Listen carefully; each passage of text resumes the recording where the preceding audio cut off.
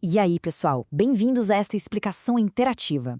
Imagina só, os processadores modernos engolem bilhões de instruções por segundo, literalmente bilhões. E aí a gente se pergunta, como essas máquinas não entram em colapso quando encontram obstáculos complexos no meio do caminho? Bom, veste o jaleco porque a nossa sessão de laboratório vai começar agora. A gente vai destrinchar a lógica por trás desse gerenciamento super inteligente de instruções, focando na arquitetura RISC-V e usando ferramentas educacionais incríveis para visualizar tudo isso. Nosso roteiro está super direto. Primeiro, vamos entender o problema das dependências. 2, o famoso algoritmo de Tomasulo. 3, renomeação e estações. 4, a gente bota a mão na massa simulando passo a passo. E, por último, o valor da simulação para quem está estudando isso. Bora lá? Começando pelo tópico 1, o problema das dependências. Afinal, por que as instruções simplesmente param? Então, por que o processador não acelera tudo ao mesmo tempo? A resposta é uma só: dependência de dados. Imagina o pipeline do processador como uma daquelas linhas de montagem super rápidas. A dependência de dados é literalmente um sinal vermelho. Se uma instrução precisa de um valor que ainda está sendo calculado por uma operação lá atrás, a linha toda pode ter que frear. E ninguém quer isso, né? Na literatura técnica, a gente divide essas pedras no sapato em 3 tipos clássicos. Temos a raw, ou read after write, que é a dependência verdadeira, ou seja, eu preciso ler o que você ainda vai escrever. Aí vem os conflitos de recursos ou de nomes. A WA, write after write, que é quando 2 instruções tentam gravar no mesmo exato lugar, e a AWR, chamada de antidependência, quando a instrução tenta sobrescrever algo antes que a anterior consiga terminar de ler. Se o processador não organizar essa bagunça, o desempenho simplesmente despenca. E é aí que entramos na parte 2, o algoritmo de Tomasulo, a nossa solução dinâmica. A gente precisa de um verdadeiro mestre no controle de tráfego para resolver isso. A execução em ordem tradicional é super rígida.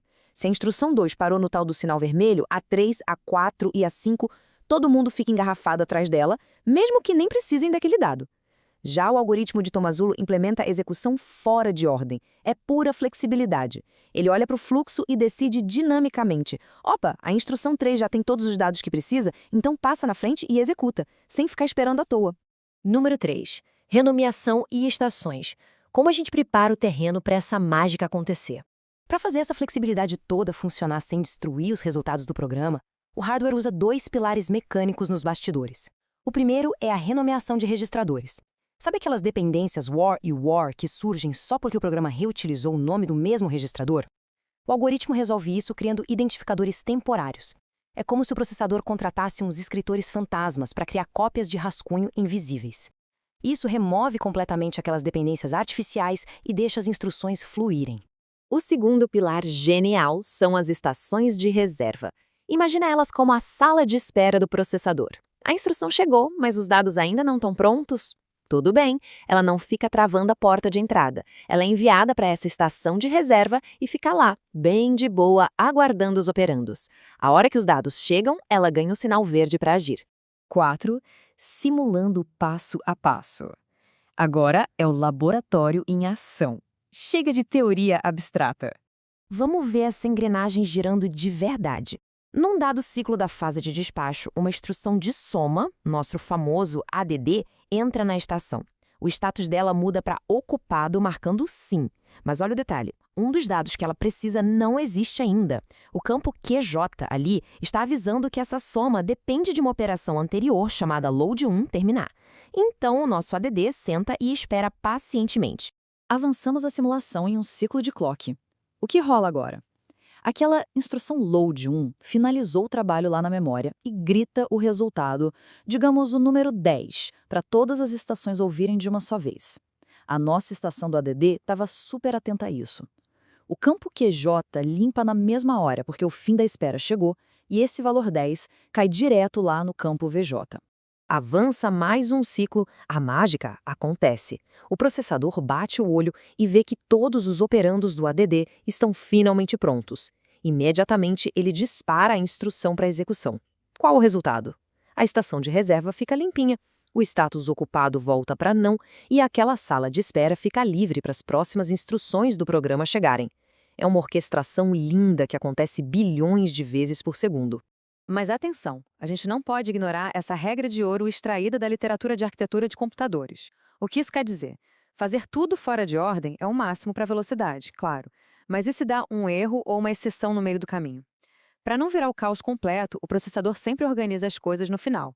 Os resultados só são definitivamente gravados nos registradores na ordem original que o programador escreveu. É o que a gente chama de commit em ordem. É a nossa garantia de que o programa vai se comportar do jeitinho que foi planejado. Chegamos à parte 5, o valor da simulação e as fantásticas ferramentas educacionais. Tentar dominar todos esses conceitos de Tomasulo apenas imaginando tabelas no ar pode ser um desafio enorme para quem está começando. É por isso que ferramentas educacionais como o simulador RISC-Viper são incríveis. É um projeto desenvolvido na Universidade de Brasília, perfeito para aprender sobre RISC-V. Lá, você não precisa adivinhar o que o hardware está fazendo. Você pode ver o código de máquina montado, acompanhar o mapa de memória e olhar os registradores se atualizando em tempo real, tudo direto no seu navegador. O fluxo para o aluno é super intuitivo. Primeiro, a gente escreve o código assembly no editor, depois, com um simples clique, montamos isso para virar código de máquina. Mas o verdadeiro pulo do gato didático é o modo STEP. Usando essa simulação passo a passo, a gente consegue observar as transições exatas do estado da máquina. É nessa hora, na prática, que o iniciante entende onde as dependências de dados apertam e como o pipeline do processador se adapta ciclo após ciclo. Para fechar nossa sessão, eu deixo essa provocação na mesa. Entender o algoritmo de Tomasulo num simulador interativo não é só sobre decorar conceitos antigos, é sobre treinar a mente para enxergar esses gargalos invisíveis de dados. Quando a gente entende profundamente como essas restrições pesadas são resolvidas de um jeito tão dinâmico e elegante, ganhamos o ferramental para inovar de verdade. Quem entende o passado, projeta as arquiteturas revolucionárias do futuro. Valeu demais por acompanharem essa explicação interativa e continuem mergulhando de cabeça no mundo da arquitetura de computadores.